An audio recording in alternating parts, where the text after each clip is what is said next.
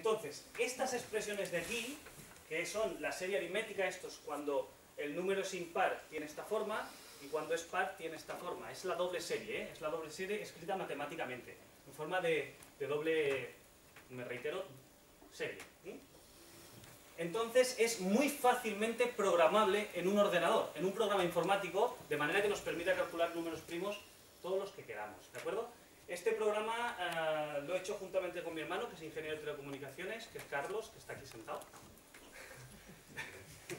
Y lo hemos puesto a prueba, lo hemos llegado a probar hasta, bueno, hasta el número 50.000 aproximadamente, y funciona a las mil maravillas. Os pongo un ejemplo, cómo funciona el programa, y sacamos los números primos de 1 al 1000. Esto está calculado con el programita que os he dicho y con el método de la doble, de la doble serie aritmética. Bueno, sale hasta el 1009, pero ha sido para que cuadre y quede bonito, nada más. Bien, lo interesante de este método es que creo que es muy sencillo de hacer, muy fácil de aplicar. Incluso yo estaba comentando antes con ellos que se podría incluso explicar en los centros de secundaria, ¿por qué no?, como método para calcular primos. Y lo interesante es que es bastante rápido, bastante rápido. Y podemos aplicarlo hacia el infinito. Bien, este es el método, no sé si ha quedado más o menos claro, habéis visto la idea, pero creo que es de muy fácil aplicación y es un método genial, yo me quedé realmente fascinado. Bien, la segunda parte es atacar la conjetura de Goldbach. Os voy a intentar explicar cómo Luis la ha atacado utilizando exactamente las dos columnas que ya os he comentado antes, que ahí están todos los números primos. Fijaos, lo que hace es lo siguiente. Resulta que las columnas, y esto es gracias a la maravilla de hacer el cilindro de partir en 6, si no, esto no pasa, es que cualquier número de la segunda, que recuerdo que eran todos pares, siempre se puede poner como suma de dos elementos de la primera columna. Siempre. El problema es que en la primera columna hay primos y compuestos. Pero nos reduce mucho las posibilidades, porque cualquier número par de la columna 2 siempre es suma de dos elementos de la columna 1. Claro, este dibujito que está aquí lo explico un poco. Esto es la columna 1, ¿de acuerdo? Los números que están rayados son los compuestos, los que han quedado en blanco son los primos. Entonces, Luis, que trabaja en el circo y es muy visual, le ha puesto una ruleta aquí, ha girado esto y ha ido como tirándolo. Bien, matemáticamente es esto que tenemos aquí, pero creo que visualmente se ve muy bien. De manera que, fijaos, todos los números de la segunda, ¿vale?, ¿lo veis aquí? Siempre son suma de dos elementos de la primera columna. Y no solo eso, sino que lo que consigue es que sigan un orden. Todo esto son las combinaciones que hay de poner un número de la columna 2 como suma de 2 de la columna 1. ¿Me explico? Bueno, sigo. Lo vuelvo a explicar si queréis. Cogemos un elemento de la columna 2, por ejemplo el número 44, ¿de acuerdo? Y entonces la columna 1, por decirlo de alguna manera, la plegamos. De manera que los números que quedan enfrentados entre sí siempre suman 44. ¿Se entiende? Seguimos con el siguiente número, que es estirar un poquito más. Y entonces quedan emparejados y vamos al siguiente número, que es el 50. Y fijaos que el número de posibilidades de escribir el número 44, pues es menos que el 50 y va creciendo. ¿Lo veis aquí? Y tiene forma matemática. Bueno, es una función matemática muy conocida, es menos 2x. Es lineal, es lineal.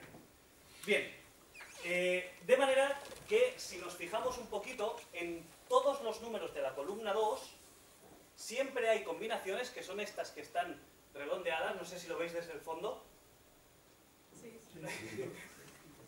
Estas combinaciones son las que intervienen números primos. ¿Se entiende? De manera que Luis ha conseguido dos cosas con esto. Una, seguir un patrón de combinaciones, y dos, contar cuántas combinaciones hay de números primos. Salva antes nos enseñaba que la conjetura de Goldbach siempre decía que cualquier número par es suma de dos primos. Pero Luis no solo dice eso, sino que dice cuántas combinaciones hay. Es decir, el número 50 se puede escribir como suma de primos 3 veces. Exactamente 3 veces. Y eso es maravilloso. Para mí es una cosa excepcional, porque ha ido un paso más adelante.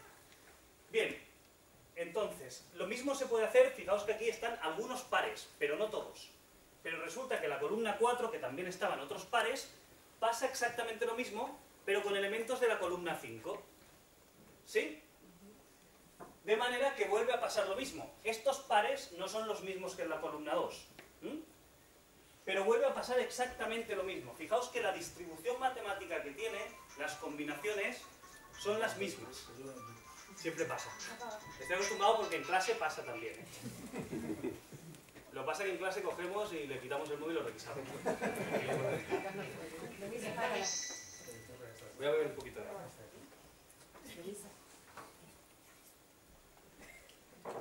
Perdón. Bien, de momento, con la columna 4, que todos son pares, también vuelve a pasar lo mismo. Y si os fijáis, el número de combinaciones de primos también va creciendo. Y también es capaz de encontrarlo con este método. Claro, aún faltan más pares. Hemos hecho los de la columna 2, los de la columna 4 y faltan los pares de la columna 6. ¿Y qué pasa? Pues resulta que, maravillosamente, en la columna 6 también se puede poner como suma, pero ahora de las dos columnas, de números de las dos columnas. De manera que en puesto de hacer una línea e ir tirando, como os he comentado antes, lo que hace es las enfrenta a las dos y las va moviendo. ¿De acuerdo? De manera que los números que quedan aquí siempre suman el mismo número par. Y fijaos que también el número de combinaciones sigue una línea lineal que es i igual a menos x. Que es una función matemática lineal muy conocida. Entonces, fijaos que lo que ha hecho es un poco encontrar una estructura interna de una manera brillante de las combinaciones. Eso son combinaciones. Me explico. El número 30 se puede poner como 1, 2, 3, 4 y 5 combinaciones de elementos de la columna 1 y 5. ¿De acuerdo? Eso es lo que ha hecho. Y de esas combinaciones resulta que hay, con el número 30, a ver, 1, 2 y 3 que son primos. ¿Entendéis un poco? Muy bien. Si esto lo pasamos a un gráfico, resulta que nos sale esto. Explico estos gráficos que me parece que son interesantes y liga un poco con lo que también ha dicho Salvador antes al final de su exposición, que es lo de Euler. ¿Os acordáis de Euler que había hecho lo de las probabilidades y tal? Coincide un poquitín. Fijaos. Estos gráficos los hizo Luis y aquí está la segunda columna, la cuarta y la sexta. Es decir, están todos los pares, porque todos los pares están en estas tres columnas. Entonces, lo que ha hecho es hacer un gráfico con el número de combinaciones de primos que da ese par en concreto. Me explico. El número, por ejemplo, 32, tiene dos maneras de escribirse de forma que los dos sean primos. ¿De acuerdo? Por ejemplo, el número 110 tiene 6 maneras diferentes de escribirse utilizando números primos. Y así se leen estas tres gráficas. Bien, fijaos que la hipótesis, que es la maravilla, fijaos que estas gráficas van creciendo. ¿Lo veis? ¿De acuerdo? Os he puesto a continuación las gráficas de una función matemática que se llama logaritmo. No sé si todos estáis familiarizados con las matemáticas, ¿vale? Son unas funciones elementales que son muy importantes en las matemáticas, ¿de acuerdo? Y fijaos qué forma tienen. Son crecientes de esta manera. Depende de la base que tengas el logaritmo, pues crecen más o menos. Vuelve para atrás. ¿Veis similitud? Fijaos que se aproxima bastante unas gráficas a otras. De manera que la hipótesis final de Luis es el siguiente. Resulta que la hipótesis sería que el número de combinaciones de suma de dos primos, me paro para que vayáis interiorizando, ¿de acuerdo?, se aproxima a una curva logarítmica. Si eso es verdad, entonces, como va creciendo, nunca se haría cero. Es decir, el número de combinaciones nunca es cero. Si el número de combinaciones nunca es cero, es porque es 1 o más. Y si es 1 o más, automáticamente tendríamos demostrada la conjetura de Goldbach. Fin.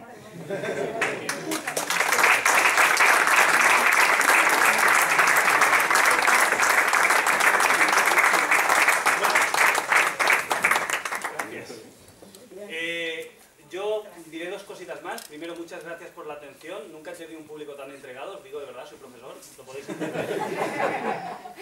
Y segundo, quería volver a darle las gracias a Luis, porque primero es una persona maravillosa, es un amigo excepcional y después es un payaso entrañable.